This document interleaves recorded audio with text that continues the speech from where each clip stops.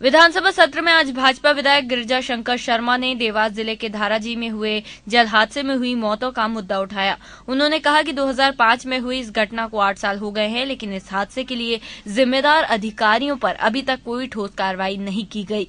अभी सिर्फ उन दोषी अधिकारियों के खिलाफ प्रकरण दर्ज कर खानापूर्ति करने की कोशिश की गई है। गिरिजा शंकर ने फील्ड पोस्टिंग पर भी निशाना साधते हुए कहा कि ऐसे सरकारी अधिकारियों की ऐसी जगह फील्ड पोस्टिंग नहीं करनी चाहिए जहां ऐसी घटनाएं होने की संभावना हो।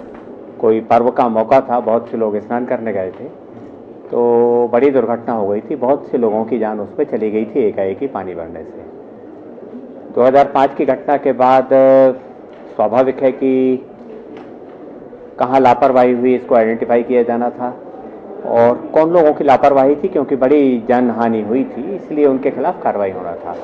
सरकार ने इसमें ज़्यादा कुछ नहीं किया। जो अधिकारी थे, 5-6 अधिकारी आइडेंटिफाई हुए थे, कलेक्टर, एसडीएम, सीईओ, इस तरह के जिला पंचायत के सीईओ, ऐसे कुछ लोगों को उन्होंने आइडेंटिफाई किया था, लेकिन बहुत छोटी सजा दी। किसी को चेतावनी दी, किसी की 1 वेतन वृद्धि रोक ली, किसी की 2 रोक ली। मतलब उनको बहुत ज़्यादा दंड नहीं दिया गया। फिर कुछ लोग हाई कोर्ट गए थे कि सरकार का रवैया ठीक नहीं है और इस पर हाई कोर्ट ने निर्देश दिए थे कि इनके विरुद्ध आपराधिक लापरवाही का प्रकरण दर्ज किया जाना चाहिए। इसके बाद ये 2009 में ये लोग गए थे, 2005 की घटना है, 2009 में ये लोग हाई कोर्ट गए। 2012 में फिर सरकार ने धारा 304A में मामला दर्ज किया। अब मामला तो दर्ज हो गया है, लेकिन ये 304A में जो मामला सरकारी अधिकारियों के विरुद्ध दर्ज होता है, इसमें सरकार की अनुमति जरूरी होती है धारा 197 में। ये धारा 197 की परमिशन अभी तक राज्य सरकार ने दी नहीं है।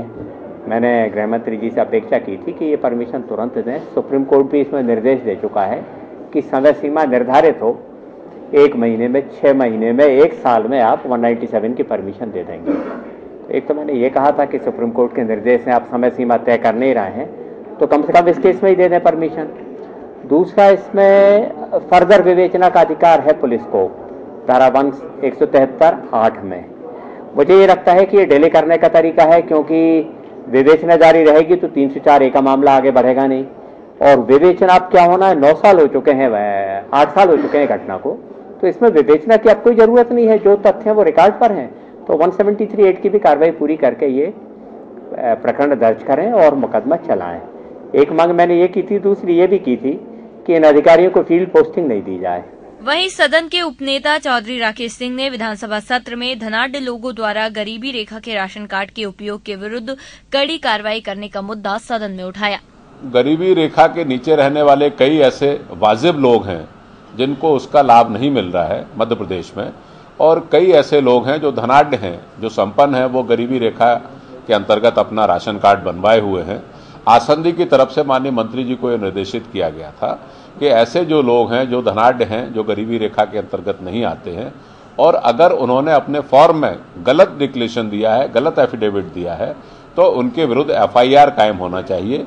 इसी बात की ताकीद करते हुए, पुष्टि करते हुए मैंने ये कहा है कि जब तक आप ऐसे लोगों में से किसी डर और भय पैदा नहीं होगा जिन्होंने गलत एफिडेविट दिया है, गलत जानकारी दी है, तो इनको नमूने के तौर पे आपको कबूतर एक मार के टांगना पड़ेगा, तब आपकी फसल रख पाती है अन्य पशु पक्षियों से।